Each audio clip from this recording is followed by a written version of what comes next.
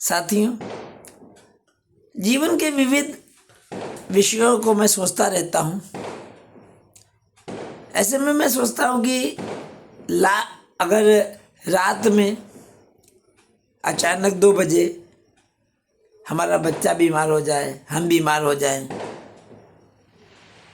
तो सबसे ज़्यादा ज़रूरत किसकी पड़ती है? डॉक्टर की। जाहिर सी बात है।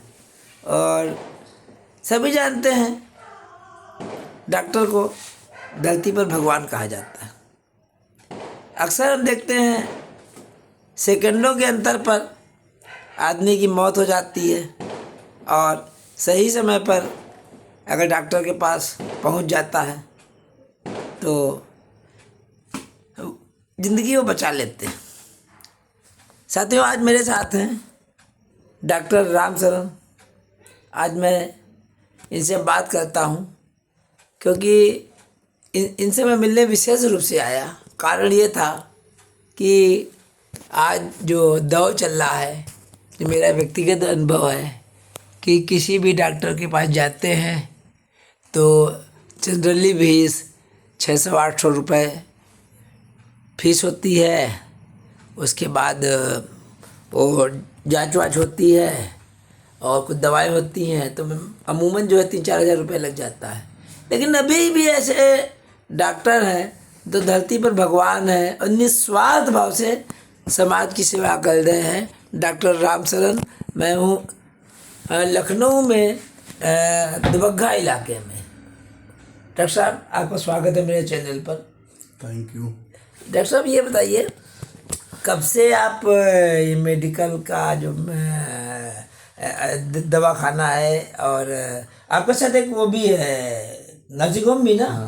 कल्याण हॉस्पिटल हमारा दुबग्गा सीतापुर बाईपास चौराहे पर है। कल्याण हॉस्पिटल। में डॉक्टर साहब का ये यहाँ पर एक क्लिनिक है। ये क्लिनिक खाली जो है, क्लिनिक हमने 2004 में यहाँ किया था। ये क्लिनिक इन्होंने खाली निस्वार्थ सेवा के लिए, सेवा भाव से की है कि कहीं ना कहीं जो गरीब आदमी गली कूचे के आते हैं वो कहाँ जाएंगे। ये बताइए, यहाँ जो जैसा कि आपको देखने में लग रहा है मुझे लगता है कि यहाँ की फीसेस वगैरह आपकी तो बहुत ज़्यादा। जैसे अमूमन मरीज आता है तो कितना पैसा आप लेते हैं? नहीं, हम तो 30-40 रुपये 50 रुपये में ही इलाज करते हैं। 30-40 मतलब 30-40 रुपये में इलाज कर देते हैं आप? हाँ, इलाज करते हैं। रोजाना की दवा हमारी 40 रुपये 30 रुपये की होती है, और उसमें भी मरीज के पास हैं तो ठीक है, नहीं है तो भी ठीक है। जो दे उसका भी भला, जो ना दे उसका भला। साथियों देखिए, हमारे पास मतलब मरीज ये सोच के नहीं आता है कि डॉक्टर साहब पास जाएं, हमारे पास पैसे नहीं है तो दवा नहीं मिलेगी, ऐसा सोच के नहीं आता है। मरीज लगभग यहाँ यानी 2004 का मतलब आप 21 साल हो गया, आराम से लोग आते, पैसे हैं तो नहीं है, जब मर्जी आया तब दे दिया, नहीं है तो भी काम उनका चलता रहता है। साथियों देखिए, वास्तव में डॉक्टर का जो दायित्व होता है, जो आजकल का दौर चल रहा है, आदमी डरता आ जाते हैं। कारण क्या है?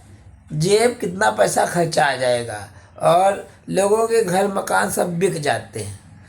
डॉक्टर साहब, ये बताइए, इतनी सस्ती फीस में जो आप इलाज करते हैं, इसके पीछे आपका उद्देश्य क्या है? उद्देश्य तो ये है कि मैं गरीबी में पला हूँ। अच्छा। गरीबी से ही पल करके इतनी दूर पहुँचा हूँ, तो गरीबी मैंने बहुत नज़दीक से देखी है। अच्छा, पैसा क्या चीज़ होती है, गरीबी। अच्छा, अपना ये बताइए, पास्ट बताइए, जो आपने कहा गरीबी नज़दीक से देखी है, इसका क्या आशय बताइए? इसका आशय ये है कि हमारे पिताजी जो है वो किसान थे, हैं, अभी भी वो हैं। कहाँ के रहने वाले हैं? हम यही मलिहाबाद के पास हमारा खड़ता गांव है। हाँ। मलिहाबाद से 6 किलोमीटर दूरी पर। पिताजी 5 भाई हम लोग थे, तो पिताजी का ये कहना था कि हम थोड़ा थोड़ा सबको पढ़ाएंगे, थोड़ा थोड़ा सबको होशियार बनाएंगे। तो पिताजी का साथ सामने। हाँ। हमने जो है पिताजी से एक बात रखी थी कि हम जो है मेहनत खुद करेंगे, आप घर के कामों में ना करके इधर ट्यूशन पढ़ा करके। और ट्यूशन पढ़ा के आपने पढ़ाई की है? ट्यूशन पढ़ा के हमने पढ़ाई किया। अच्छा। हाँ, साथियों ये मेरे मतलब बीती हुई जीवन की कहानी है। और मेहनत हमने बहुत की, फिर धीरे धीरे पढ़ाई करते रहे। फिर एक डॉक्टर साहब थे, उनके हम हफ्ते में जो सैटरडे संडे स्कूल में जो छुट्टी होती थी तब उनके पास जाते थे। स्कूल में मतलब क्या? किस समय? जैसे मान लो हम किस क्लास में हाई स्कूल इंटर में जब थे, हाँ तो हाई स्कूल इंटर में जब स्कूल से सैटरडे संडे ये छुट्टियाँ जब होती थी तो हम उनके क्लिनिक पर जाते थे डॉक्टर साहब के। अच्छा, हाँ, तो वहाँ हम कंपाउंडरी करते थे। ये आप हाई स्कूल में आप कंपाउंडरी करते थे? अच्छा, हाँ। फिर धीरे धीरे करके फिर इंटर किया, इंटर करने के बाद फिर ग्रेजुएशन किया, फिर BEMS किया। BAMS किया है? BEMS। BEMS, अच्छा। तो यही डॉक्टरी का जो आपने प्रोफेशन लिया है, इसके पीछे क्या भावना रही आपकी? एक्चुअल मेरी माँ बीमार रहती थी। अच्छा। और माँ को लेके हमारे पिताजी इधर से उधर उधर से उधर सब जाया करते थे। तो हमारे फैमिली की सोच ये थी कि पैसा तो नहीं था, लेकिन सोच उनकी ये थी कि हमारा लड़का डॉक्टर बने। अच्छा, फैमिली वाले चाहते। तो उनकी सोच को साकार करने के लिए हमने ये रास्ता चुना और मुझे भी अच्छा लगा। और इस प्रोफेशन में सबसे अच्छी चीज़ क्या लगती है आपको? सबसे अच्छी अगर नज़दीक से देखें तो जो परिवार, जिसके परिवार का सदस्य बीमार होता है और आपके सामने हाथ जोड़ करके खड़ा होता है कि मेरे बच्चे को बचा लीजिए, मेरे मरीज को बचा लीजिए, तो डॉक्टर बचा तो नहीं लेकिन अपनी कोशिश पूरी करता है, जिसका परिणाम ऊपर वाला देता है। अच्छा। हाँ, डॉक्टर बचाएगा किसको? डॉक्टर बचाने का काम, वो तो जो उसका काम है वो काम अगर दिल लगा के करेगा तो परिणाम ऊपर वाला देगा, उसका परिणाम मिलेगा तो उसी का मतलब घर वालों को सबको अच्छा लगेगा, तभी डॉक्टर भगवान माना जाने लगा। नहीं तो ऐसा थोड़ा ना है, डॉक्टर भगवान थोड़ा ना हो सकता। अच्छा, ये बहुत ऐसा होता है कि बहुत जगह दुआएं मिलती होगी। फिर कभी एक आध केस ऐसा भी आ जाता होगा कि आपने पूरी कोशिश की लेकिन अपेक्षित परिणाम नहीं मिला। मैं इसीलिए ये कह रहा हूँ डॉक्टर भगवान नहीं हो सकता है। अच्छा। हाँ, इसीलिए मैं ये बात कह रहा हूँ कि डॉक्टर भगवान इसलिए नहीं हो सकता। डॉक्टर का काम है अपनी कोशिश करना। हाँ। और कोशिश सफल भी हो सकती है, असफल भी हो सकती है। असफल वाला नाराज होगा और सफल वाला खुश होगा। असफल वाला हो सकता है, हालांकि डॉक्टर को कोई बद्दुआ इतनी जल्दी देता नहीं है, क्योंकि असफल वाला भी ये देखता है कि डॉक्टर ने मेहनत की हमारे लिए, बाकी हमारी किस्मत है ना। और सफल वाला तो ये देखता ही है कि हाँ डॉक्टर ने मेहनत की, बचाई, थैंक्स कहता, धन्यवाद कहता है। अच्छा, ये आजकल जो पिक्चर में भी आता है, देखते हैं कि मेडिकल स्टोर वगैरह में बताते हैं और पेपर में आता है कि आदमी मरा है लेकिन वो चल रहा है उनका बिल के लिए, ये क्या कहते हैं, इस तरह के नर्सिंग होम वगैरह। तो ये आज के समय मतलब किस तरफ जा रहा है? अब वो इस बारे में हम ज़्यादा ना कहकर इतना ज़रूर कहेंगे कि एक तो ऐसा होता ही नहीं है, और अगर जो लोग ऐसा करते हैं, हाँ। जो लोग ऐसा करते हैं वो मनुष्य है, वो डॉक्टर तो नहीं हो सकते। मनुष्य हो सकते हैं। डॉक्टर के नाम पर कलंक उनके ऊपर है। डॉक्टर को एक भगवान का जो दूसरा रूप दिया गया है, तो विश्वासघात करने के लिए नहीं दिया गया है, विश्वास बनाए रखने के लिए दिया गया है। अच्छा। अगर विश्वास आप नहीं बना पा रहे हैं तो फिर डॉक्टर, हम लोगों को भी एक कसम दिलाई जाती है क्या? हम जो भी अपने प्रोफेशन में जो भी काम करेंगे वो ईमानदारी से करेंगे। ऐसा नहीं है कि मतलब आए और बैठ गए और हो गया।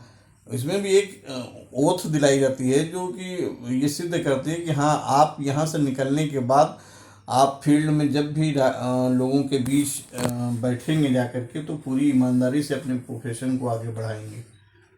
आपने देखा, अभी मैं जब देखता हूँ आजकल हमारे क्षेत्र के डॉक्टर इस्माइल, डॉक्टर कल्लन, डॉक्टर मतलब ऐसे जो डॉक्टर मैंने देखा है जो वेलफेयर में वाकई काम किए हैं, मर चुके हैं लेकिन अमर हैं। डॉक्टर कल्लन जिनका नाम आपने लिया, वो हमारे गुरुजी रहे हैं। अच्छा। हाँ, तो उनके अंडर में मैंने 23 साल काम किया है। अच्छा। हाँ। वो उनका वो तो मेरे गुरुजी हैं, और उनके मतलब जितने आचरण रहा, जितना आचरण उनका रहा, वो बहुत काबिल तारीफ रहा।